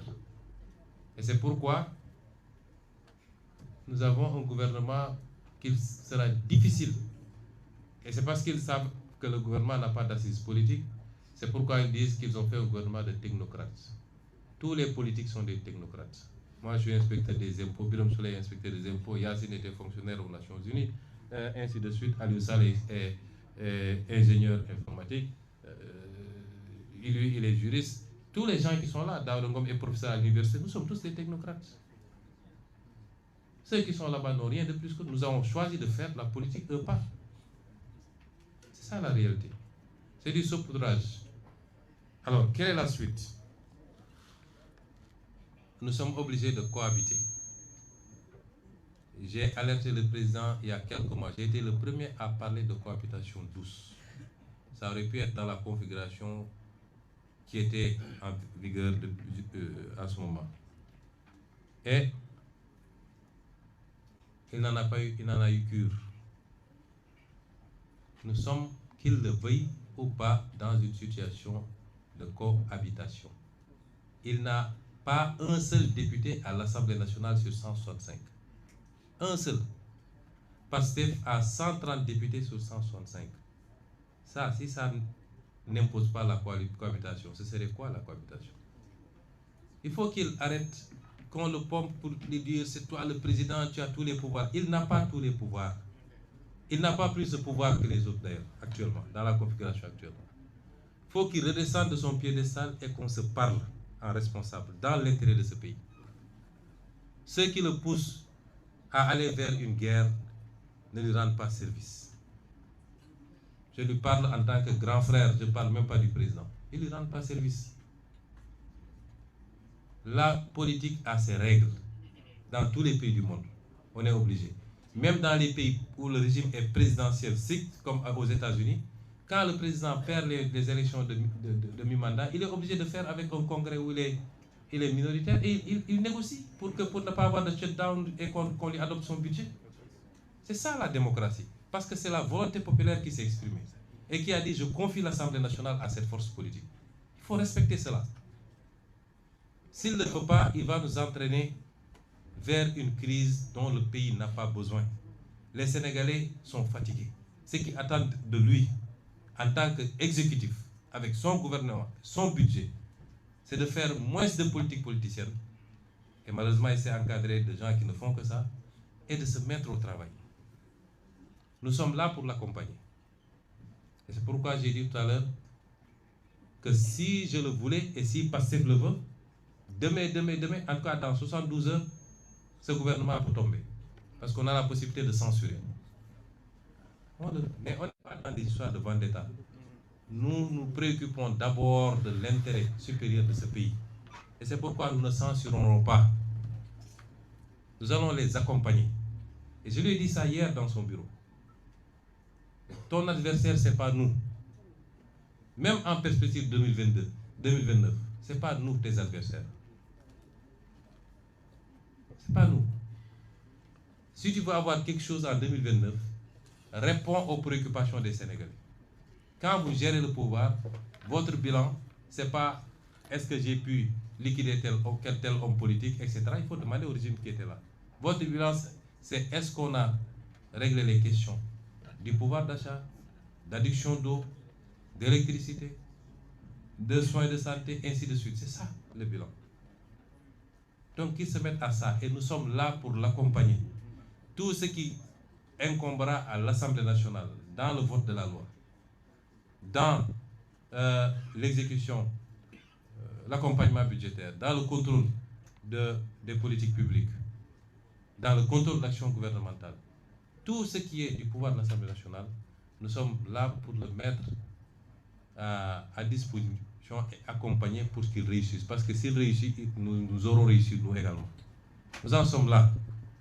Mais il faut être deux pour faire la paix. Il faut être deux pour faire la paix. Et les provocations ont déjà démarré. Parce que tout ce qu'ils sont en train de faire, convoquer des députés en pleine session, vouloir les arrêter dans l'enceinte de l'Assemblée nationale, arrêter à gauche, à droite des militants, c'est pour essayer de provoquer PASTEF, de provoquer une réaction, surtout au niveau des jeunes, et de pouvoir communiquer sur une image d'un parti qui serait un parti belliqueux, un parti, etc. C'est pourquoi j'en appelle encore une fois aux jeunes. Restez calmes. La directive a toujours été la même depuis longtemps. Restez calmes et sereins. Continuez le travail politique qu'on vous a confié, de massification, de communication, d'organisation. Certaines déclarations, ça n'apporte rien au parti. Certains comportements n'apportent rien au parti. Donc la paix, il faut être deux pour la faire. Et il ne faut pas qu'ils soient les premiers à être dans la provocation. À utiliser les mêmes leviers que les gens ont utilisés pendant 10 ans pour fracasser du Sonko, pour casser du PASTEF, en utilisant la justice, le Conseil constitutionnel, les FDS. Il faut qu'ils sortent de ça, parce que c'est qu'il y a des gens qui lui font croire à ça. Ça ne lui apportera absolument rien. Restons dans la sérénité. Mettons les intérêts supérieurs de ce pays au devant de toute autre préoccupation. Mettons-nous au travail pour soulager les Sénégalais. Rassurons les partenaires du Sénégal, les bailleurs de fonds, les investisseurs. Parce que si on entre dans une crise de dissolution, de censure, ils n'auront jamais d'accord avec le FMI. Et personne ne viendra au Sénégal pour investir. Je ne devais pas être le premier à me préoccuper de ces questions-là. Ça devait être le président lui-même. J'en appelle à la responsabilité des uns et des autres. Et à un dialogue intelligent, un dialogue politique intelligent et constant, constructif pour l'intérêt du pays. Après, chaque chapelle politique va dérouler ses actions politiques pour atteindre ses objectifs politiques, dans le cadre des lois de ce pays. Il faut qu'on évite de replonger ce pays dans ce qu'il a connu il n'y a pas très longtemps. Nous n'avons pas le droit. Le président Bassirou Diomaye n'a pas le droit. Et à partir de ce moment, je voudrais dire également que je voudrais rendre hommage d'abord aux messieurs et aux dames ici autour de moi.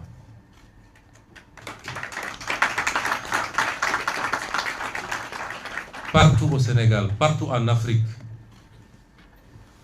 votre attitude a été saluée. Parce que ce n'est pas courant en Afrique d'avoir ces postes.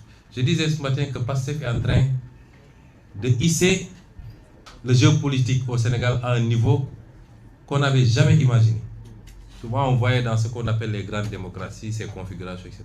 Tout le débat, est-ce qu'on peut le faire, le réussir tous ensemble, avec nos positions, avec le pouvoir, sans abîmer nos institutions et sans rouvrir la porte au vieux démon.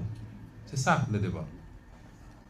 Mais ce qui se passe actuellement, c'est un niveau de démocratie qu'on a rarement vu, même ailleurs dans ce qu'on appelle les grandes démocraties. Et on le doit à PASTEF. Tout ça, on le doit à PASTEF. Et donc, ces hommes et ces femmes ont rendu aux Sénégalais leur dignité, leur fierté, de pouvoir dire qu'il y a toujours des Sénégalais qui sont comme ça. Des Sénégalais que rien ne peut compromettre. Les Sénégalais qui savent qui ils sont, qui ont des convictions fortes, qui ont un honneur et une dignité. Ils en font partie. Le président de l'Assemblée nationale a posé le premier acte l'autre semaine. Aujourd'hui, sur 20 ministres de PASTEF, plus de premiers ministres, ce qui fait 21, il n'y en a que 5 qui ont cédé aux sirènes du pouvoir. 5. C'est un exploit qu'il faut saluer à sa juste valeur. Je ne vais pas revenir sur les DG, je crois que le message est passé à Wolof. Et je voudrais terminer par réitérer mon appel aux militants, aux militantes et aux sympathisants et sympathisantes. Restez calmes. Restez calmes. Aussi bien sur le plan verbal que sur le plan comportemental.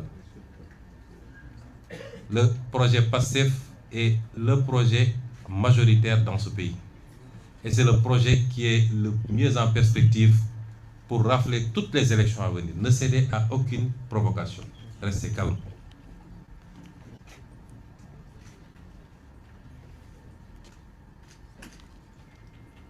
Je voudrais demander aussi aux directeurs généraux et autres, j'ai dit que ce n'est pas la peine de revenir, mais de revoir un peu le message que j'ai délivré en langue wolof.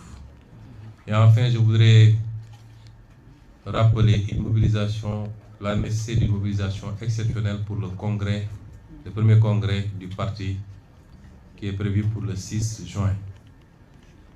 Je n'avais pas besoin de le faire d'ailleurs, parce que quand c'est passif, c'est forcément grand. Mais c'est un congrès qui arrive dans un contexte particulier. Donc la mobilisation c'est le 7, les travaux c'est le 6. Et je voudrais enfin souhaiter une très bonne chance à nos Lions U17 pour la finale de ce jour. Nous leur souhaitons plein succès et qu'ils nous rapportent ce trophée également qui viendrait rejoindre tous les trophées qu'on a eus ces derniers temps. Et et j'en profite d'ailleurs, j'ai félicité tous les ministres parce que tous les ministres de PASTEF ont été très bons.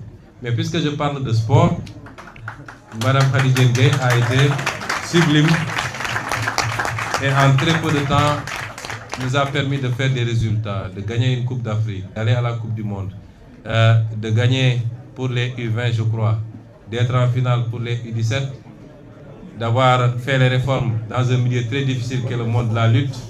J'aurais pu le dire pour chacun de ces ministres, c'est vous dire que les ministres de PASTEF sont de très bons ministres et ils vont avoir, Inch'Allah, d'ici quelques temps, la possibilité de continuer ce qu'ils avaient démarré. Je vous remercie de votre attention.